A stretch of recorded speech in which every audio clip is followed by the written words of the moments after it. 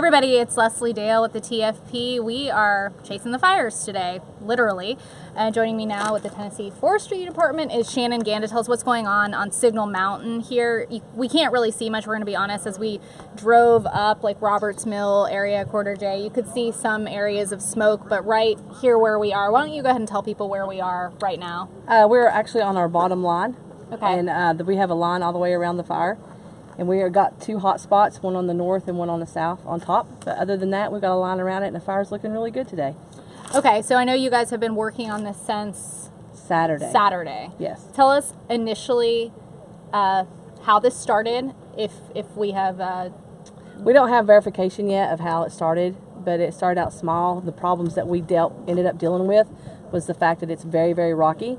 And so we've got 2 to 3 bluffs there, and it's very hard to put a line around that. We weren't able to use our dozers because you can't with the rocks. You have to go in with rakes. And so we used the personnel that we have, and thank goodness we had the volunteer fire department that show up and help us rake. And then we've actually had to use helicopters to come in and put out some of the hot spots. They don't put it out, they just actually put water on it, cools it down a little bit, knocks it down, so we were able to get up there and put a line around it. So the water doesn't actually put it out, but it's just so dry that actually the dirt is burning. We've got root systems that are right there, so the duff, it looks like dirt, is actually burning. But and we're dealing with a lot of snags that are dead trees that are falling across the line, falling off the bluff. And then we're also dealing with, it's so hot, so dry, that it's burning the root system, and we've got green trees that are falling. So it's a dangerous situation. Okay. Now, are there some suspicions that you're investigating on how this started? I was talking to the emergency systems guys up on Signal, and they said it could have been a campfire. They don't know. They don't know. Yeah, we don't know for sure yet. Okay. Yeah. What happens with that kind of stuff, like to find how it originated? A lot of times do you not find out how? We have fire investigators, and they are trained in to do that. They can find usually the point of origin and be able to figure out what started it. So most of the time we can figure it out. Okay, that's good to know. Yeah. So potentially could somebody be charged in something like that? Yeah, they can be charged, with reckless burning. Okay. And end up, with the fine and possible jail time. Okay, beyond all that, I just want to make sure for you, because we have questions about that every time a fire starts, like how did it start, what goes on from that point. But for the people who live up on Signal, who've been Facebooking us and concerned, they say we know everybody's working hard and they've increased the manpower, the woman power. But it seems like it's getting bigger. Is that true? Like how many acres? Yes, it started out being 30 acres, and now we think we're up to 150. And that's just because it keeps breaking across our line, because we end up having it burning under our line. No matter how wide your line is, a lot of times with it being this much drought, it's not going to hold with a hand line because you just can't get deep enough. And so now we've got people up there with Pulaski's, and we're actually digging kind of a trench to get deep enough and get below that root system. And we have a lot of snags that fall over our line, and then there it gets back out again. So, but we have a line all the way around it right now, so there's no homes in danger at this time. So I think everybody should be able to rest easy tonight. Okay. It's still going to smoke from the center. There's still areas that are burning out. You're still going to see embers at night, especially it looks a lot worse at night than what it does during the day. And you're still going to see all that, but all that is inside the line. Okay. So it looks concerning, but you're telling people at this point who live near these lines they're able to rest easy right now at this point. Yes. Is there a point where things would be turned up as far as urgency or concern for people to evacuate? Like at what point would that be a concern? Well, we would let the fire departments, the Hamilton County Emergency System Service, handle that. Mm-hmm. But if it gets near any homes or anything, that's who we'll be calling, and they'll be out here just as quick as they can get out here and handle the home fire situation and everything. Have you seen something like that go on in this area before in your years working with the forestry department? Not evacuations, but I have seen it get close to homes, and we've had the fire department protect the homes and stuff. And we've had fires that actually start at the home and then get into the woods. We have a lot more of those situations than we do the other situation, but a wildfire getting to a home. About how many people are up here working on this? We have about 25, I think, 28, somewhere around there, working right now. Okay. We also got word in Walker County there's a fire like over 2,000 acres. Have you heard about that? Yeah, I've heard about that, but that's separate from this.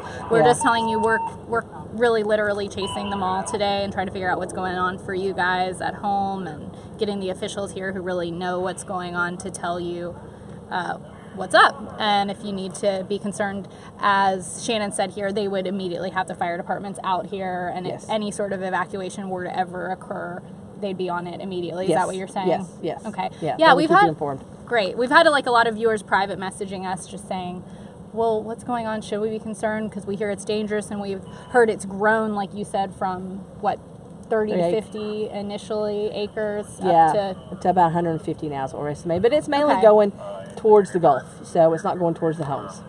That's good to know. That's important. Ellis, behind the camera, the digital editor here. Do you have any other questions people are asking? You were mentioning some of the tools, a trencher that you're able to talk about some of the tools that you guys are using. We also saw a helicopter just fly overhead a second ago. Yes, we have 2 helicopters with the buckets, and then we also have fire rakes, and we have just leaf blowers, because in rocky terrain you can't rake it and you can't really do anything with it, so you can blow the leaves out. And then we also have our dozers that have been pushing lines on the top and then on the very bottom. They just can't get to the sides because it's so steep. And then we have the Pulaskis, and we have chainsaws. So, and Pulaski's just like a big axe, and it just gets down into the ground. So Is it's rain, all hand tools. Mother Nature, what would really help the most? That is going to be the main thing. And it's going to take inches, not just a sprinkle. It's going to take inches. But yeah. But thankfully the humidity has come up a little bit. The wind died down yesterday. That was a huge, huge help, because the wind has been one of the problems we've had pushing the fire. So that helped out a lot, and the humidity coming up has helped out a lot also. Okay. Do we know if we're getting some rain? I do not know. We need to figure that They're out. talking about there being the possibility of some sprinkles, like weekend, 20% or something like that. It's not going to be. Yeah. The long forecast is still drought. So out into December. So. Whew. Can you imagine what they deal with in California when they have these massive fires? And just as a reporter, I'm thinking how crazy that must be to see and handle, and all the devastation. We're glad that's not going on here. Yeah, one of the things that homeowners can do here is there's this program called Firewise, and you can get online and look it up. Firewise? Firewise, Firewise. Okay. And it talks about ways you can to defend your home against wildfires and things that you can do to protect it and keep the fire from coming on your home. So, what areas would you recommend people look into that? What do you like? Signal Mountain? Yeah, just anybody that lives in the woods. Okay. It lives, especially if you live on a bluff or something like that, or just, anywhere you've got a lot of trees and a lot of leaf litter, is what we call that, on the ground, then I would look into that. Because you want like 30 feet of what we call green space around your house, so grass at least 30 feet all the way around your house. You don't want to stack firewood up next to your house. You want to make sure your grill's far enough away, just things like that. Okay. Make sure you have your vents on the outside of your house have screens so that the embers can't get inside it and things like that. So. And that outlet would tell you all that, Firewise? Yes, that Firewise would tell you all that information. Okay. And it's more of a problem out west than it is here, but it's something that you could do that put your mind at ease a little bit. Yeah, something smart to do. Yeah. Okay. Now we do have some burned ground over here. Was this a controlled burn so that you could kind of move the... We do. Can we walk over? Yeah, sure. We do. We fight fire with fire a lot of times. Explain how that works, because when you hear that, I've heard it a lot of times as a reporter, but other people like fight fire with fire. How does that work? Basically, what you have is here you've got a fire line. Well, this was a road, and we're using it as a fire line. Mm-hmm. And so the more area you can have in black, the less fuel the fire has to come on. So if you can burn out an area, and that's a lot more fuel, it makes your fire line wider, because the fire has to have fuel, oxygen, or heat. It's called a fire triangle. When you take one of those sides away, then you collapse the fire. So the one thing that forestry works on is taking the fuel away. Fire departments work on taking the heat away with the water. Mm-hmm. And then you'll see foam or retardant from, to see the big plains out west. They put retardant on there. We've actually done that here a time or two. That takes away the oxygen. It smothers it out.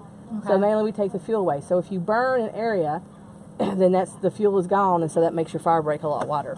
Okay.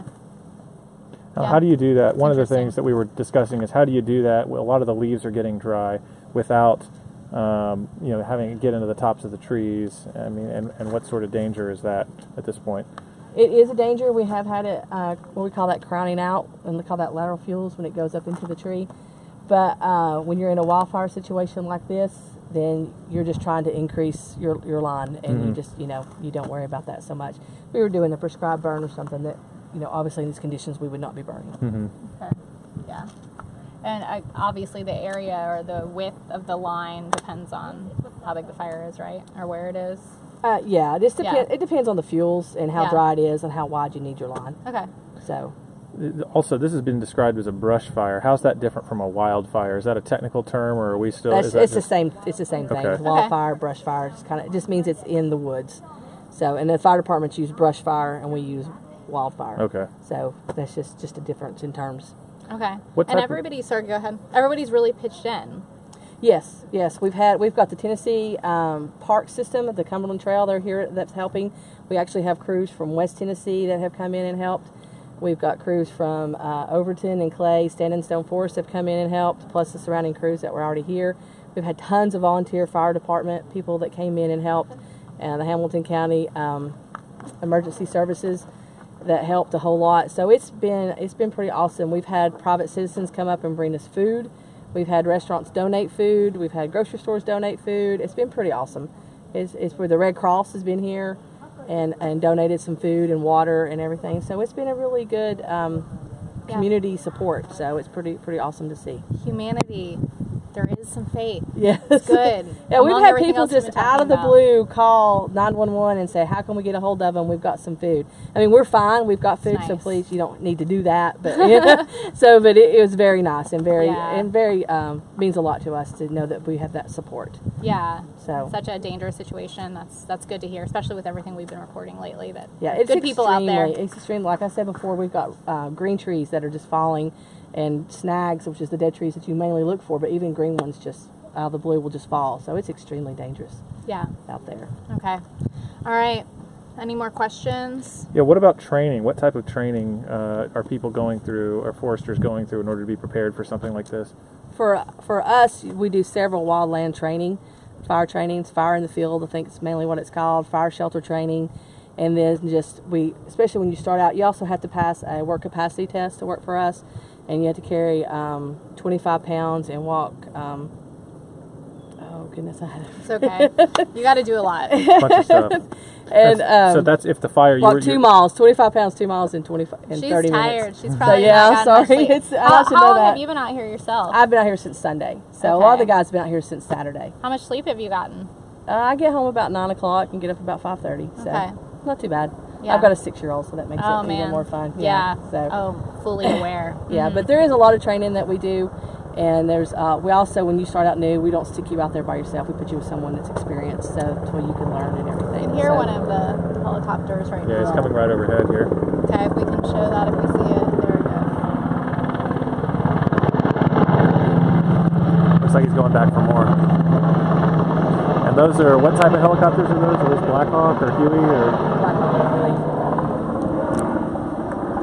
And well, that was upgraded, right? There was initially, I believe, it was initially a different type of helicopter. We initially had the Forest Service. Yeah. And they had their helicopter, and then it got taken to Georgia. It was just, we didn't ask for it quick enough, and Georgia asked for it before we did. And these are the Air National Guard from the state. So they've been awesome. They've been really good helping us. So, okay. Yeah. Well, it's good to see all of these different sorts of outlets and for you to explain everything that's going on to keep this, under control. Under control.